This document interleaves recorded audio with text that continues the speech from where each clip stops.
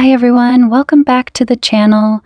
This is a deeply personal story that I wasn't initially planning to share, but after reflecting on it, I realized there are important lessons to be learned.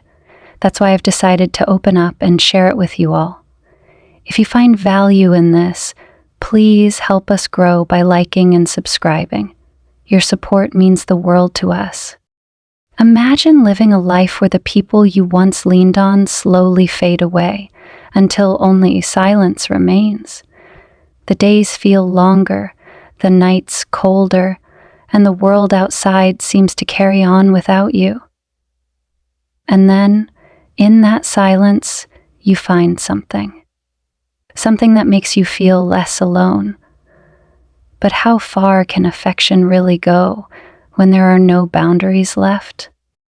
For Martha, a woman in her late 70s, the quiet hum of life became almost unbearable after the loss of her husband.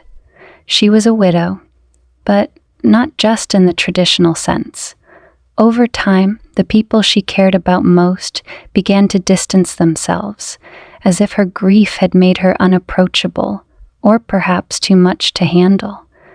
The world moved on, and she remained stuck in her own small corner, left with the memories that had once brought her comfort.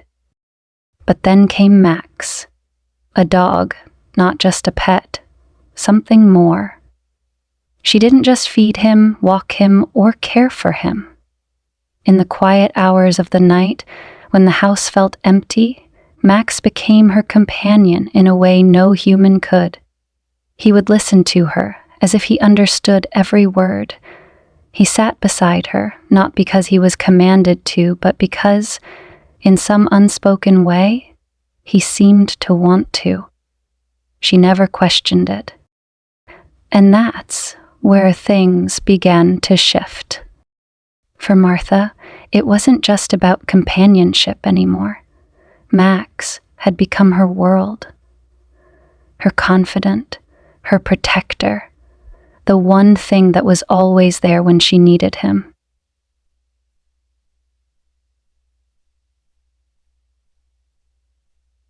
But at what point does love cross a line? When does a bond become something more than what society allows us to understand as normal? The question that remains, however, is simple. Did Martha go too far? After the loss of her husband, Martha didn't seek the comfort of others. She had always been a private woman, a woman who preferred solitude to the social noise of the world around her. Her home, once filled with the laughter and chatter of family gatherings, had become quiet, almost too quiet. At first, she thought she could manage it. A few visitors here and there, the occasional phone call from a friend, but that never seemed to fill the void. As the months passed, Martha began to realize that no amount of human company could replace the presence of the one person she had spent decades with. Her husband was gone, and now the world outside seemed to pass her by. It was then that she decided to adopt a dog. Max wasn't just any dog. He was a large golden retriever, gentle yet strong, with eyes that seemed to understand her grief. When Martha first met him at the shelter, it felt as though a weight had been lifted from her chest. Max wasn't just a companion in the traditional sense. He was a lifeline. He became the one thing she could count on to bring a spark of warmth back into her life. They were inseparable from the very beginning. Max would follow her around the house, his large frame always close by, his warm eyes a constant reminder that, at least for now, she wasn't truly alone. But their connection didn't stop at the simple routines of feeding and walking. Martha spoke to Max as though he were the only one who truly understood her. And perhaps, in some strange way, he did. She confided in him, told him things she never told anyone else. They had long conversations, even though Max couldn't speak. She would sit by the fireplace and talk about everything. the memories of her husband, her dreams, the regrets that kept her awake at night. Max, for his part, would listen intently, as though he were taking in every word. As the weeks turned into months, their bond deepened. Martha began to think of Max as more than a pet. He wasn't just there to keep her company. He was her confidant, her emotional anchor. She didn't need words to understand what he meant to her. The silent companionship was enough. Neighbors started to notice. At first it was subtle, a glance here, a whisper there. They saw Martha talking to Max in ways they hadn't seen her talk to anyone before. She treated him as though he were a close friend, perhaps even a surrogate partner. But they didn't say anything. After all, Max was just a dog. Who were they to judge? But then came the comments, the ones she couldn't ignore. When her son Peter came to visit, he noticed the changes in his mother. She was different. He hadn't seen her smile like that in years. At least not since his father was still alive. But it wasn't just a smile. It was a look of complete contentment. And that look, as comforting as it seemed, began to unsettle him. He had been hearing rumors from neighbors about how close Martha had become to Max. The way she spoke to him, the way she seemed to rely on him for more than just companionship. Peter tried to dismiss it at first. He chalked it up to grief, to loneliness, something that would pass with time. But the more he watched them together, the more he couldn't ignore it. This was different. Something was happening that he couldn't quite explain, and it wasn't something that could be easily overlooked. Martha was happy. Yes. But at what cost? Was it healthy? To rely so healthy on a pet for emotional support? Could a bond, like the one she had with Max, be seen as normal? The questions began to gnaw at him, but Martha refused to see anything wrong. To her, Max wasn't just a dog. He was the one thing in her life that gave her peace, and for her, that was enough. As the months passed, Martha's world became smaller. The occasional visits from her son Peter had slowed. He had his own life to tend to, a family of his own, and while he was still concerned about her well-being, there were only so many times he could check in before the distance became too great. The phone calls from friends became less frequent, and the visits from neighbors, once common, dwindled. It wasn't that Martha minded. In fact, the silence had become a comfort to her, and in that silence Max became everything. In the mornings he would sit by her side as she sipped her tea, watching her with eyes that seemed to hold understanding. By afternoon he would follow her around the house, always at her heels. And in the evenings, when the weight of the day settled in, Max would curl up next to her on the couch, as if protecting her from the solitude she had grown accustomed to. But it wasn't just his presence that filled the space. Martha began to talk to him more than she talked to anyone else. She'd tell him things she hadn't shared with a soul, the grief she carried from her late husband, the regret of unspoken words, the fear of growing old alone. Max became the sounding board for it all. She spoke to him as though he understood every word, as if he could offer the advice, the comfort that a human would. And in some ways, Martha wasn't sure he didn't. The more she shared with Max, the more she found herself depending on him for emotional support. She would sit with him for hours, telling him stories about her past, about the good days with her husband, and about the loneliness that now seemed to define her present. And Max? He would listen, his head tilted slightly as if he were processing every word. At first, no one seemed to notice. It was just another woman and her dog. but gradually the neighbors began to notice small things. They saw Martha in her front yard, talking to Max in a way they hadn't seen her talk to anyone before. Sometimes she would sit with him for hours, her voice soft and gentle, like she was speaking to a child rather than a pet. They would hear her calling him in a sing-song voice, using pet names and terms of endearment that seemed, well, unusual for a woman of her age. Some of the older neighbors even began to whisper.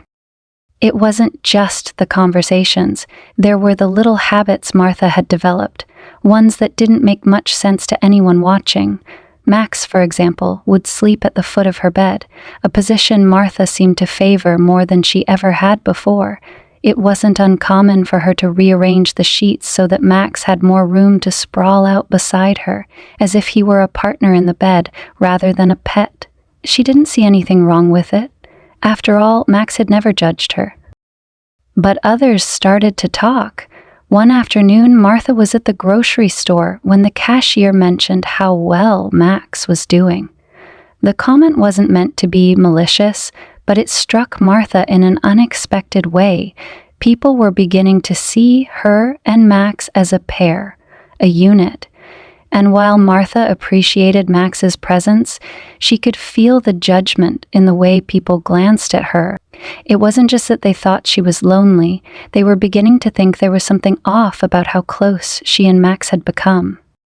Peter, her son, had always been worried about her living alone, but he hadn't fully grasped the depth of Martha's attachment to Max until one visit, when he walked in on something he wasn't expecting. It was early afternoon, and Martha was sitting on the couch, speaking softly to Max as though he were a person. She was telling him about an old photograph she had found, one from a summer long ago. It was a memory of her husband, one that had brought both joy and sadness. Peter stood in the doorway for a moment, watching his mother, unsure of how to react. The room was quiet, except for her voice, low and soft, as she continued speaking to Max as if he could respond. There was something in her tone, something that wasn't quite right. It was a familiarity, a closeness that made Peter uneasy. "Mom?" he called out, stepping inside. Martha looked up, her eyes soft and distant. "Oh, Peter, I didn't hear you come in," she said. As Max remained at her side, head resting on her lap, she smiled at him, but there was something almost protective in the way she held on to Max, as if he were the one she needed to shield from the outside world. Peter didn't know what to say. He knew his mother had been struggling with loneliness, but seeing this, it was something he hadn't anticipated. He cleared his throat, trying to mask the discomfort he felt. "How are you doing, Mom? You've been okay, right?" Martha nodded, her eyes lingering on Max before she looked back at Peter. "Max is always here," she said, her voice unwavering. "He's my constant, Peter. He's the only one who truly understands me." Peter didn't know how to respond. There were no words to explain the way her attachment to Max had deepened, no easy way to address what was slowly becoming a concern. He had seen his mother cope with grief before, but this was different. There was no telling if it was just a phase or something far more complicated. All he could do was watch, unsure of what would come next, and whether he had missed something that couldn't be fixed with a simple conversation. It wasn't until the cold grip of winter had settled over the town that something happened, something that would force everyone, especially Peter, to see Martha and Max in a way they hadn't before. The bitter winds howled outside, but the warmth inside Martha's home was unwavering, the kind that only came from years of familiar habits and a bond that had grown so strong it was hard to separate the two. Peter had called earlier in the day, saying he would visit in the evening. His tone was curt, as if there was something he needed to say but couldn't bring himself to express over the phone. He had grown increasingly worried, and this time, something about Martha's silence over the last few days had unsettled him. He had hoped that seeing her in person might make things clearer. But nothing could have prepared him for what he walked into. When Peter arrived, he let himself in through the back door, the familiar creak of the wood welcoming him. The smell of fresh bread lingered in the air, a reminder of Martha's old routines. As he made his way through the hallway, he could hear the low murmur of Martha's voice. It was odd. She was speaking to Max again, as if she were talking to a person. Peter had seen his mother engage with the dog countless times, but this was different. He paused outside the living room, unsure of what to expect. The door was slightly ajar, and what he saw inside would stay with him forever. Martha sat on the couch as she usually did, but something was off. Max was beside her, his head resting on her lap. But it wasn't just the position that caught Peter's attention. It was the way Martha was looking at him. There was a softness in her eyes, a tenderness that bordered on something more than affection. She gently ran her fingers through Max's fur, whispering something Peter couldn't hear. But the expression on her face was unmistakable. There wasn't just love, there was a longing there, a connection that seemed too intimate for the confines of a pet owner relationship. Peter's heart began to race. He could feel the air in the room shift, thickening with the weight of unspoken truths. He stepped closer, trying to make his presence known. But Martha, lost in the moment, didn't notice him at first. She continued speaking to Max, her voice growing softer, more affectionate. "I know, Max," she said, her voice tremulous. "I've missed him too. It's just you and me now. Just you and me. Forever." Peter's stomach turned. He had heard enough. He called out, his voice shaking. Martha startled, her hand freezing mid-motion. Her eyes met Peter's, but there was no recognition in them. Only confusion, as though she hadn't expected to be interrupted from her private world. Slowly, she stood up, her body tense. Max remained where he was, staring at Peter with those knowing eyes. "Peter, I didn't hear you come in," Martha said, almost mechanically.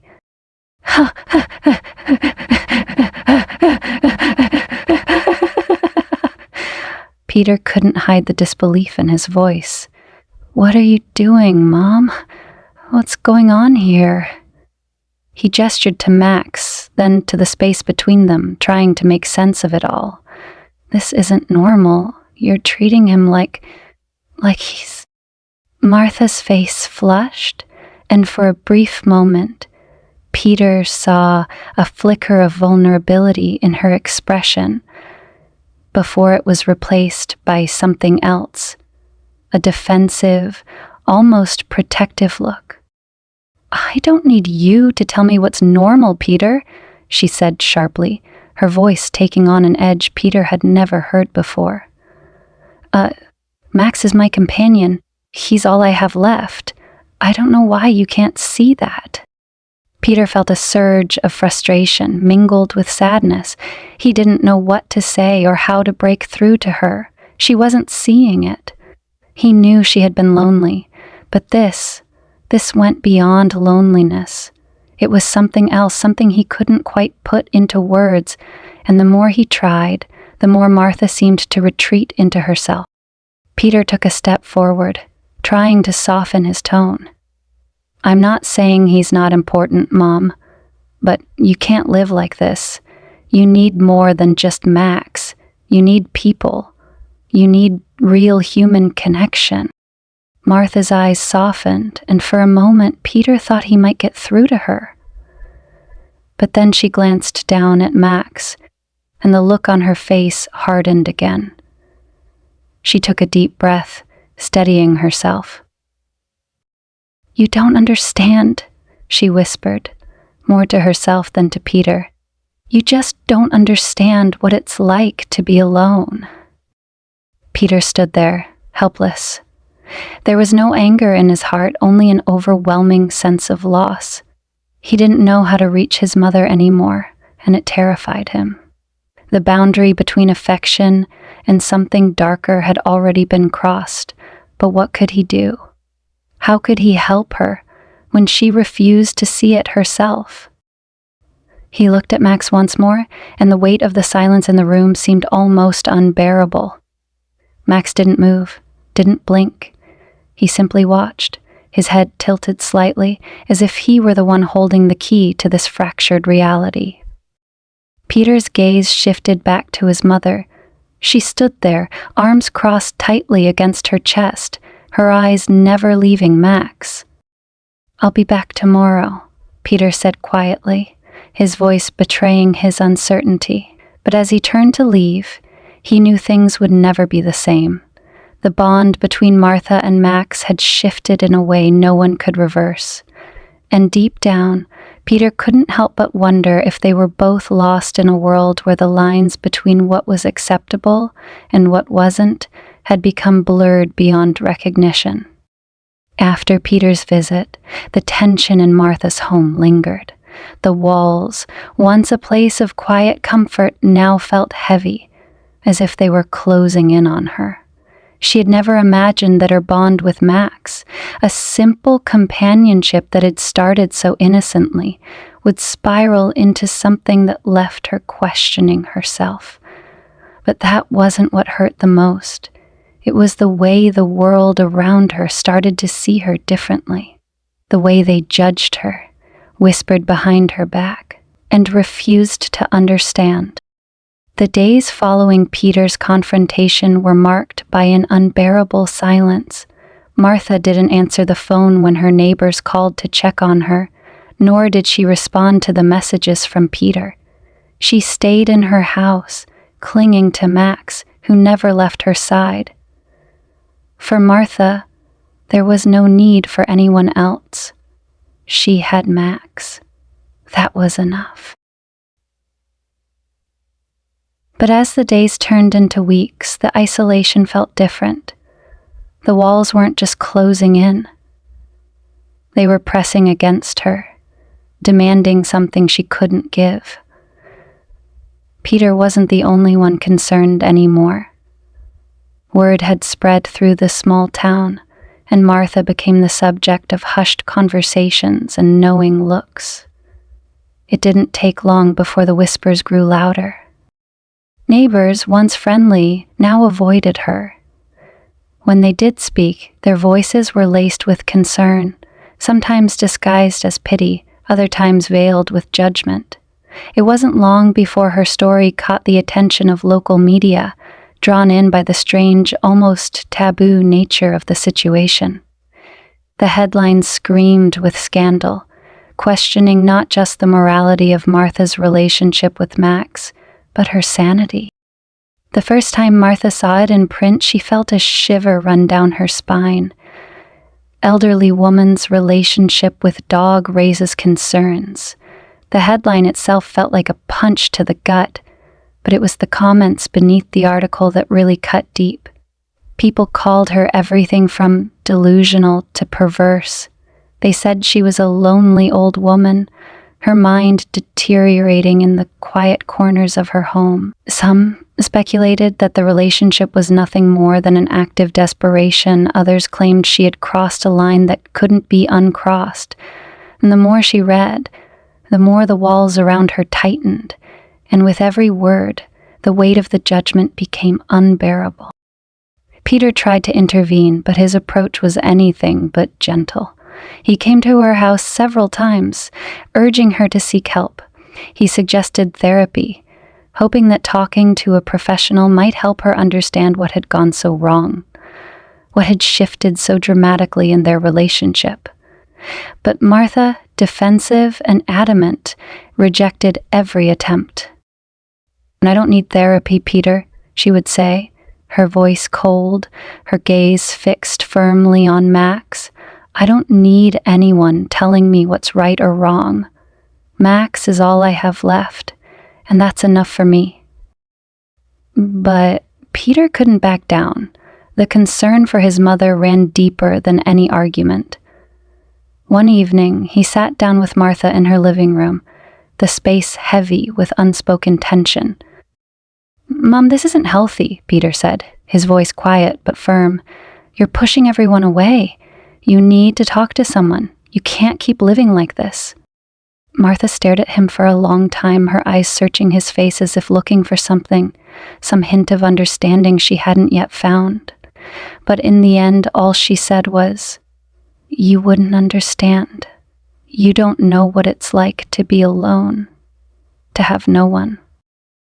Max, who had been lying on the floor nearby, raised his head at the sound of his name, and Martha's gaze immediately softened. She reached out to stroke his fur, as if grounding herself in the only connection she felt was real. And Peter shook his head in frustration. I do understand, Mom, but this isn't healthy. You can't keep living in this bubble with Max. You need more than just him. You need people who can help you, who care about you." Martha looked away, refusing to acknowledge the truth in his words. Her loyalty to Max, the one constant in her life, seemed unshakable. To her, he was the only one who didn't abandon her, the only one who never judged her. And with each passing day, she found herself more defiant, more unwilling to accept any form of intervention. It wasn't just Peter who was concerned. Her old friends, once a part of her regular life, stopped visiting. They couldn't understand what had happened to Martha. She had always been independent, strong, but this was something entirely different. Some suggested she might need to be placed in care, somewhere she could get help, but the thought of leaving her home, of being separated from Max, was more than she could bear. At the same time, Martha began to sense something darker beneath the surface of the town's quiet judgments. People didn't just talk behind her back, they avoided her in public. On the rare occasion when she ventured out to the store or the post office, people looked at her with pity or fear. She felt their eyes on her, their whispered comments barely concealed as they passed by. She would stand at the counter, trying to ignore the stares, but it was impossible. The weight of their gaze was suffocating, and she longed for the comfort of her own home, with Max by her side. It wasn't long before the stigma attached to her relationship with Max reached a point of no return. Even the few people who had been supportive of her began to back away, uncomfortable with the idea that something was wrong, something that couldn't be explained or fixed with words. And Martha? She stood firm, determined to protect her bond with Max at all costs. The emotional toll was evident. Her once vibrant spirit had dimmed. She had always prided herself on her independence, but now all that was left was a quiet resolve to cling to the only thing that had ever truly given her comfort. The world may have abandoned her, but Max never would. Still, deep down, Martha couldn't escape the sense of isolation that had taken root in her soul. She had created a world with Max, but it was a world where she was increasingly alone. Even as she held on to the one relationship that seemed to offer solace, and as the days went by, she began to wonder if she had crossed a line from which there was no return. Days turned into weeks, and still, Martha remained steadfast. Despite the judgment, despite the isolation, she couldn't bring herself to change. To her, Max was everything. He wasn't just a pet. He was the constant in her life, the only presence that made the silence bearable. Her days were spent in a quiet routine. She would sit by the window, watching the world outside, but never stepping into it. Every morning, Max would nudge her awake, as though reminding her that her life, her world, was still within the confines of their little house. They would go for walks together, their connection unspoken yet understood. To anyone else, it seemed a simple, almost ordinary existence, but to Martha it was profound. It was all she had left. Peter continued to reach out, but every conversation felt like an argument. Two people standing on opposite sides of a widening gap, neither willing to cross. He didn't understand. And maybe, just maybe, Martha didn't want him to. The more time passed, the more the world outside her door felt like a distant memory. There was no epiphany, no moment of clarity when Martha saw the light and decided to change. No grand gesture, no sudden realization. The relationship with Max didn't end in a dramatic confrontation or a heart-wrenching goodbye. It simply continued. But as the months wore on, Martha couldn't ignore the quiet gnawing at the back of her mind. In her solitude, she began to question things. Sometimes late at night when the house was still and the world outside felt far away. Was it really love she felt for Max, or had it become something more complicated? Was this the kind of relationship that would make sense to anyone else, or had she convinced herself that it was enough because there was nothing else left? Martha didn't have the answers. She didn't know what to call it. Was it a betrayal of herself, her need for human connection, or was it simply a desperate attempt to stave off the loneliness that threatened to consume her? But no matter what, she knew that she couldn't let go of Max. Not now. And yet, there were moments, quiet, fleeting moments, when she felt the weight of her choices, when she wondered whether she had crossed a line that was too far to come back from. Could she really live with this, knowing that her relationship with Max had become a topic of ridicule, a point of disgust for so many? Was she hurting herself more than she realized by refusing to acknowledge what others saw as a deeply flawed connection? But the thought of breaking away, of ending the bond she had with Max, seemed unimaginable. The very idea of letting go felt like an unbearable loss, one that would leave her with nothing. She had lived a lifetime of loss already. Her husband, her friends, the life she once knew. Max had filled a void no one else had been able to touch, and for that, she was grateful. In her mind, they had become something more than just woman and dog. They had become an inseparable pair, a unit, one that needed no justification, no explanation. The love they shared, flawed as it might have seemed to others, was the only kind of love that had ever truly made sense to her. As for Peter and the few remaining friends who had tried to understand, they were gradually fading into the background. Martha saw their concern, but she no longer had the energy to defend herself. She had made her choice, and it was too late to change it. In the end, there was no neat resolution to her story. There was no final moment of clarity or redemption. Martha's life with Max continued, in private. Despite the whispers, despite the absence of approval, she felt a quiet contentment she hadn't known in years. But the question lingered unanswered in the air between them. Was this really love? Was this the kind of love worth defending, even at the cost of everything else? Or had Martha simply found a way to escape her loneliness, at the expense of all that others might deem right or acceptable? No one could answer that question but Martha. And in the silence of her home, with Max by her side, she had found a peace that no one else could take from her. But whether that peace was truly sustainable or simply an illusion of solace was something only time would tell. As Martha's quiet life continued with Max by her side, the world outside remained unchanged. The town whispered, and the media buzzed. Yet within the confines of her home, Martha had made her peace. Or had she? This story raises more questions than it answers. Questions about loneliness, about the nature of human connection, and where the boundaries lie between love, obsession, and societal expectations. Martha's decision to cling to her bond with Max, to hold on to a relationship that no one else could understand, speaks volumes about the depths of human isolation.